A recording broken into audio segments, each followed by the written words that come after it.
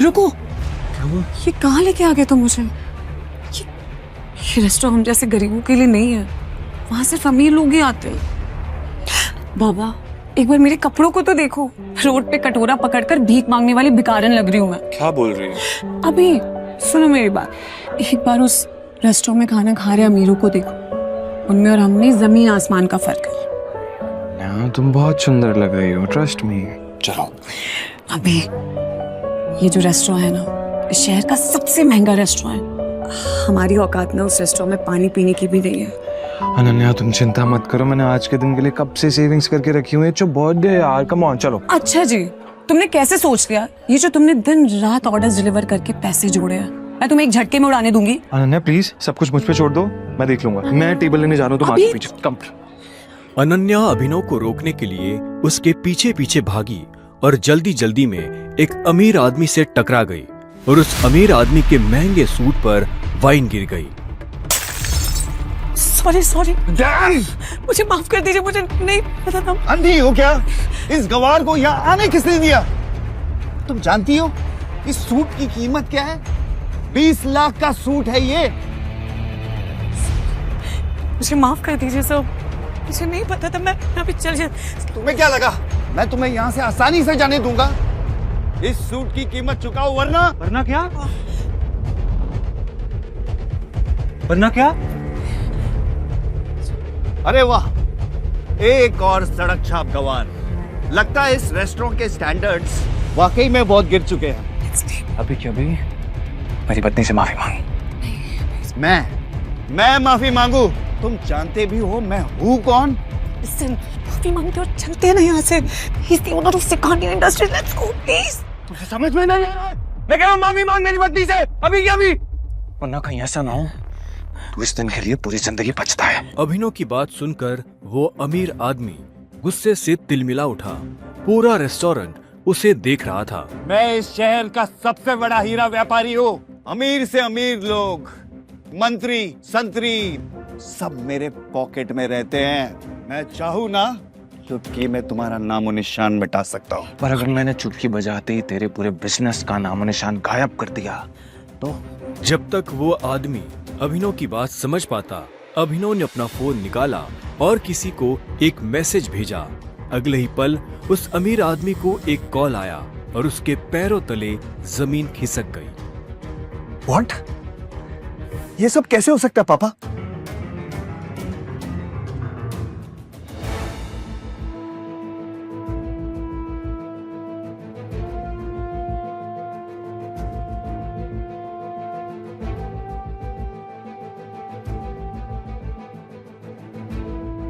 तुमने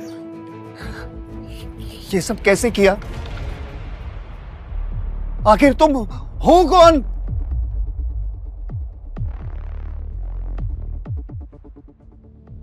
अभिनव एक घर जमाई था और अपने ससुराल के सभी छोटे बड़े काम किसी नौकर की तरह करता था। लेकिन आज उसे किसी से मिलने जाना था और उसकी सास शर्मिला को ये मंजूर नहीं था। अरे ओ निठल्ले जमाई, यहाँ पैर दबा, बहुत दर्द हो रहा है। सासू माँ मुझे कहीं जल्दी पहुंचना है, मैं आके आपके पैर दबा दूंगा। अरे ओ निठल्ले, आज तक चवन नहीं तो कमाई नहीं तूने। मेरे बेटी के फेंके हुए टुकड़ों पे पल रहा है तू, और तुझे किसी को मिलने जाना है। तभी अभिनव की पत्नी अनन्या वहाँ आती है। क्या हो रहा है ये सब? हाँ, ये शोर शराबा क्या हो गया सवेरे सवेरे? शोर मैंने नहीं, तेरे निखट्टू पति ने मचाया हुआ है, जिसे तेरे सठिया हुआ दादा ने जबरदस्ती तेरे पल्लू में बांध के रखा हुआ है। मेरा बस चले ना तो अभी के अभी इसे लात मार के घर से बाहर निकाल दूं। अभिनव, तुम्हें जहाँ जाना है चले जाना, प्लीज पहले मम्मी का काम करके जाओ। नहीं अनन्या, मैं अभी नहीं रुक सकता हूँ, मुझे अभी जाना होगा। सॉरी। इतना कहकर अभिनव वहाँ से निकल जाता है और ये देखकर शर्मिला का गुस्सा 7वें आसमान को छू जाता है। आने दो इस। अब कैसे बचेगा अभिनव अपनी सास के गुस्से से? क्या अभिनव की आज शामत आने वाली है? क्या होगा आगे? थोड़ी देर बाद अभिनव मुंबई शहर की सबसे बड़ी 5 स्टार होटल सैफायर पर पहुंच गया था, लेकिन वहां भी उसका स्वागत कुछ ठीक नहीं होता।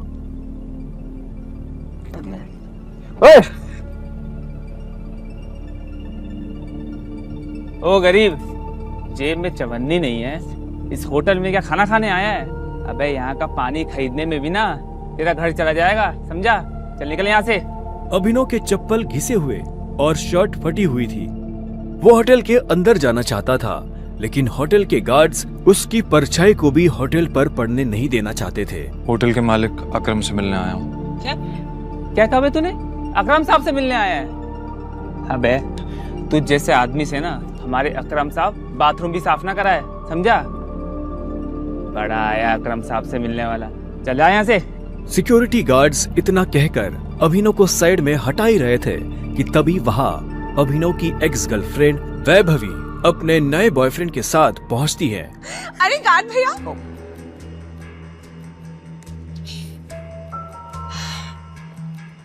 इन गरीबों को ऐसे नहीं भगाते भैया। बेचारे ने कितने दिन से कुछ नहीं खाया होगा। वैसे भी होटल में खाना तो बचता ही है, जिसे हम फेंक देते हैं, वो इसे खिला देंगे।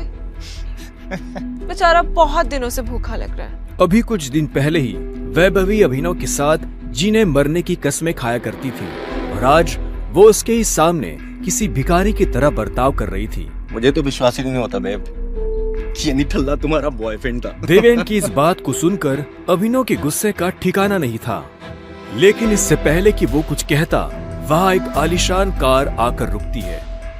अकरम सर आ गए। उस कार के रुकते ही गेट पर खड़े सभी गार्ड्स उस गाड़ी की तरफ दौड़ते हैं। तभी उस कार से उस होटल के मालिक अकरम निकलते हैं। कार के नीचे उतरते ही अकरम की नजर उस भीड़ पर पड़ती है जिसने अभिनव को घेर रखा था। उस भीड़ को देखकर अकरम अपने गार्ड से पूछता है, होटल की लॉबी में इतनी भीड़ क्यों है? पता नहीं सर, कोई भिखारी है, बोल रहा है कि उसे आपने बुलाया। मैंने तुम्हें कितनी बार कहा है कि मुझे मेरे होटल में ऐसे लोग नहीं चाहिए। उठाकर फेंको उसे बाहर। God knows. अकरम की बात सुनते ही तुरंत 4 गार्ड्स अभिनव की तरफ बढ़ते हैं और उसे वहां से उठाकर बाहर ले जाने लगते हैं। गार्ड्स अभिनव को अकरम के सामने से ही उठाकर ले जा रहे होते हैं कि तभी अकरम की नजर अभिनव के हाथ में पहनी अंगूठी पर जाती है और उसके बाद जो होता है उसे देख वहां खड़े सभी लोगों की दुनिया हिल जाती है। छोड़ो इसे। सर, अभिनव के हाथ में उस अंगूठी को देखते ही अकरम उन गार्ड्स को रोकता है।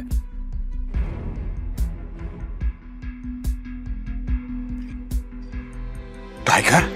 और उधर करोड़पति अकरम अभिनव के पैरों में गिर जाता है।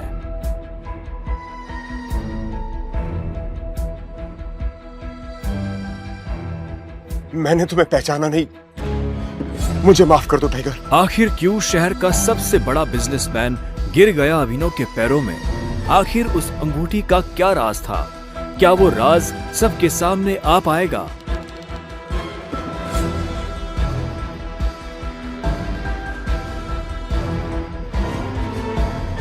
अकरम के साथ हुई इस मुलाकात के बारे में अभिनव ने किसी से कुछ नहीं कहा।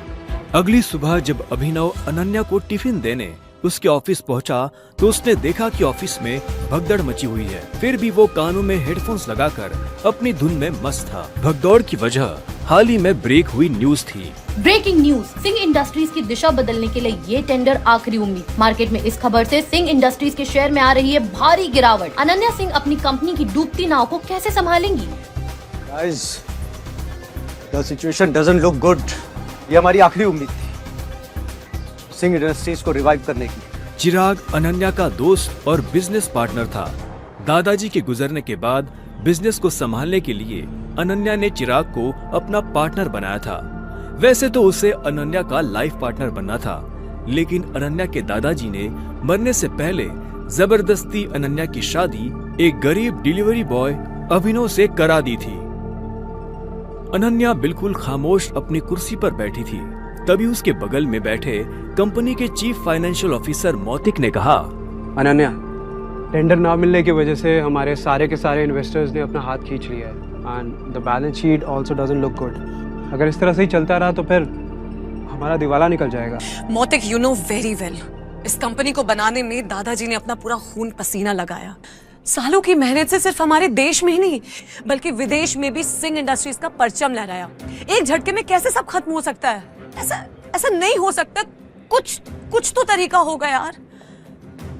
अनन्या, तुम्हारे दादाजी के समय के कुछ बहुत ही स्ट्रांग पुराने एसोसिएट्स थे हमारे, जिनके साथ में चिराग के इंस्ट्रक्शंस के बाद में हमने डील बंद कर दी। मर्जर की कोशिश की। ओ रवि जी, नॉट अगेन। इस न्यूज के बाद तो कोई भी हमारे साथ मर्जर नहीं करेगा। That's not an option. Nautik, let's see your plan. Desai उर्फ रविकांत अनन्या के दादाजी के पुराने वफादार थे और उन्होंने अनन्या के दादाजी के साथ मिलकर सिंह इंडस्ट्रीज को दुनिया भर में फैलाया था, लेकिन आज वो सिर्फ नाम के कंपनी के एडवाइजर थे। Good morning Mrs Lobo, such a bright beautiful Monday. आप कैसी हैं? आज ये ऑफिस में इतनी मनुष्यत क्यों छाई हुई है?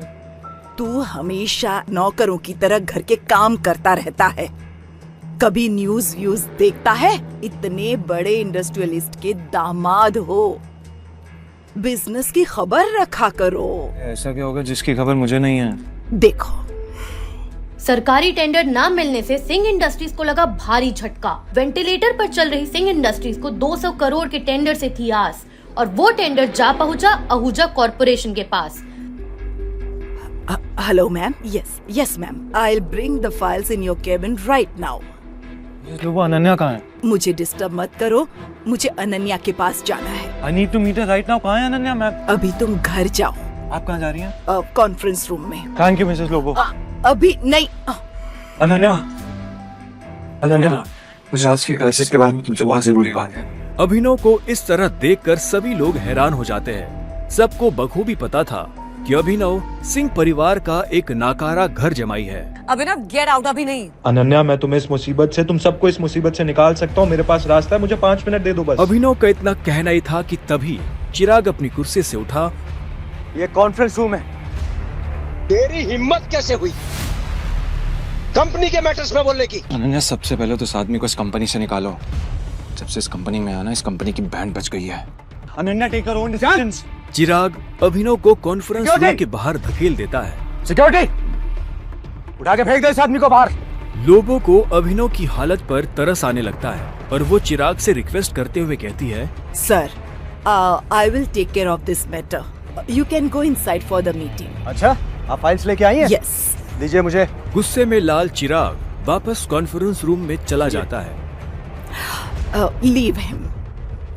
ये कोई चोर उचक्का नहीं है, ये आपकी अनन्या मैडम का पति है और सिंह परिवार का घर जमाई है। भूल जाते हो क्या ये सब तुम लोग? Thank you Mrs Lobo. जितनी इज्जत मुझे आपसे मिलती है, उतनी शायद अनन्या और उसकी मम्मी से भी नहीं मिलती। You idiot! Come with me right now.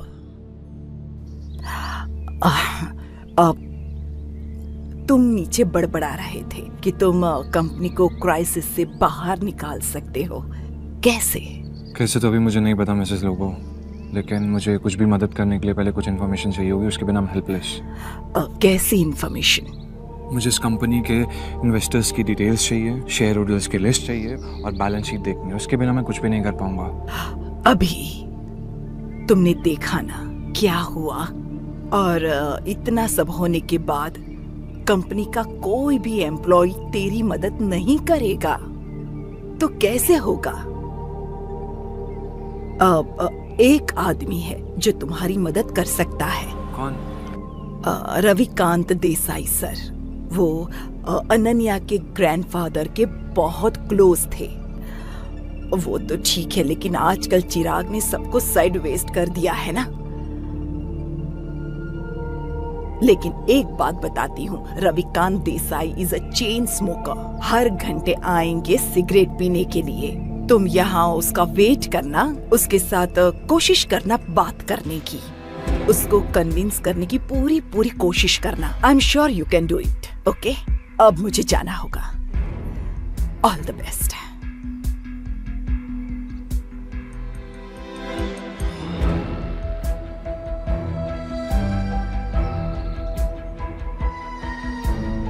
नमस्कार मंत्री जी, कैसे हैं आप? अरे अभिनव जी, आपने हमें कॉल किया?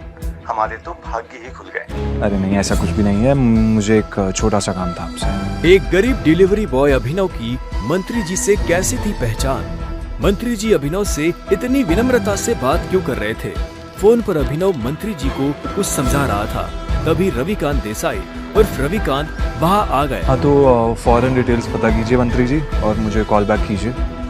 अभी मैं रखता हूँ जी।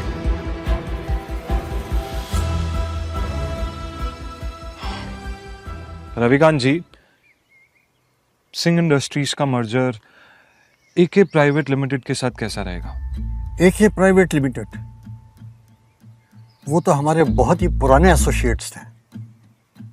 लेकिन अभिनव, तुम उनके बारे में कैसे जानते हो? इसके बाद अभिनव ने रविकांत को कुछ ऐसा बताया कि उसे सुनने के बाद उसके होश उड़ गए।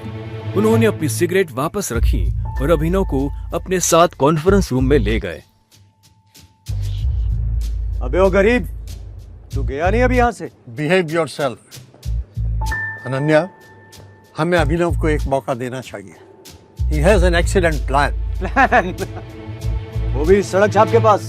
बरखुरदार, जितनी तुम्हारी उम्र नहीं है उससे ज्यादा मुझे इस कंपनी को चलाने का एक्सपीरियंस है। हमें अभिनव को सुनना चाहिए। He has a point. ऐसे कैसे बोल सकते हैं आप? कहना क्या चाह रहे हैं आप? इन सब नोक-झोंक के बीच अनन्या एक गहरी सोच में थी। उसे अपने दादाजी की कही एक बात याद आ रही थी। अनन्या बेटे, अभिनव तुम्हारे लिए एक बहुत ही अच्छा जीवन साथी है और हमेशा याद रखना, जब भी तुम पर या सिंह इंडस्ट्री पर कोई भी मुसीबत आएगी ना, तो अभिनव ही तुम्हें उससे बाहर निकालेगी। सामने चल रही बहस को देख अनन्या जोर से चिल्लाती है। चिराग, ये मत भूलो ये कंपनी मेरी है और हर डिसीजन का वीटो पावर मेरे पास है। Sit down.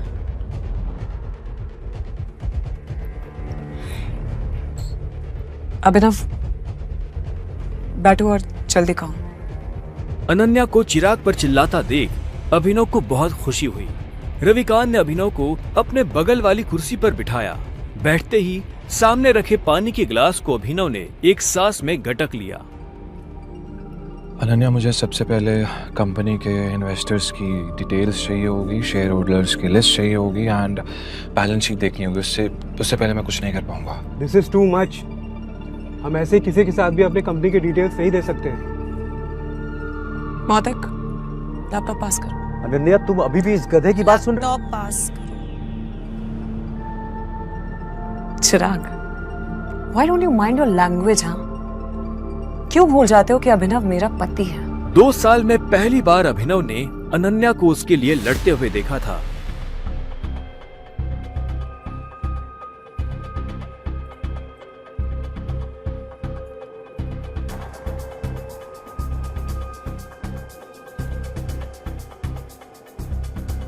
अनन्या, मुझे स्टेटमेंट्स में बहुत सी इरेगुलरिटीज दिख रही हैं। हमारे इन्वेस्टर्स के छोड़ जाने का एक पैटर्न भी दिखाई दे रहा है। बैलेंस शीट की काफी ऐसी ट्रांजैक्शन है जिसमें मुझे डाउट है। ये क्या बकवास कर रहे हो? ये सब तो हवाई बातें हैं। ये बताओ कि कंपनी को दिवालिया होने से कैसे बचाओगे तुम? गिरते हुए शेयर्स को कैसे कंट्रोल करोगे तुम? अभिनव, अनन्या, मैं कंपनी के शेयर्स बाय बैक करने होंगे। Brilliant idea. तुम्हें क्या लगा अभिनव? ये सब हम लोग ने डिस्कस नहीं किया होगा। अभिनव, हमारे पास फंड्स कहाँ हैं? Yeah, right, okay. Let me make a call. इतना कहते ही अभिनव ने अपने फोन से एक नंबर मिलाया और उसके बाद जो उसने फोन पर कहा उसे सुनकर अनन्या के साथ सबके होश उड़ गए। चिराग और मोती की आंखें फटी की फटी रह गई। या मिस्टर अकरम, मेरी बात ध्यान से सुनिएगा। एके प्राइवेट लिमिटेड के अकाउंट से सिंह इंडस्ट्रीज के अकाउंट में अभी के अभी 500 करोड़ रुपए ट्रांसफर कीजिए। दूसरी बात, एके प्राइवेट लिमिटेड और सिंह इंडस्ट्रीज का मर्जर जो है वो उसको पब्लिकली अनाउंस कीजिए अभी। और हाँ, आहूजा कॉर्पोरेशंस के जितने भी शेयर्स हैं सब खरीद लीजिए जल्दी। रविकांत अभिनव की बातें सुनकर मुस्कुरा रहे थे, लेकिन अनन्या अभिनव की इतनी बड़ी बड़ी बातें सुनकर हैरान थी। उसे यकीन ही नहीं हो रहा था कि उसका घर जमाई पति इतनी बड़ी कंपनी के मालिक से बात कर उसकी सिंह इंडस्ट्रीज का मर्जर करवा रहा था। अभिनव, कौन हो तुम? मुस्कुराते हुए अभिनव ने अनन्या की तरफ देखा, लेकिन उसने कोई जवाब नहीं दिया। पाई पाई के लिए तरसने वाले अभिनव ने कैसे दिवाला हो रही सिंह इंडस्ट्रीज को दिलाए 500 करोड़ रुपए। एक गरीब घर जमाई ने आखिर कैसे करा दी AK प्राइवेट लिमिटेड जैसे बड़ी कंपनी से सिंह इंडस्ट्रीज का मर्जर? क्या सिंह इंडस्ट्रीज की बर्बादी और सरकारी टेंडर ना मिलने के पीछे चिराग और मोती की है कोई साजिश? मंत्री जी से अभिनव ने क्या पता करने को कहा था?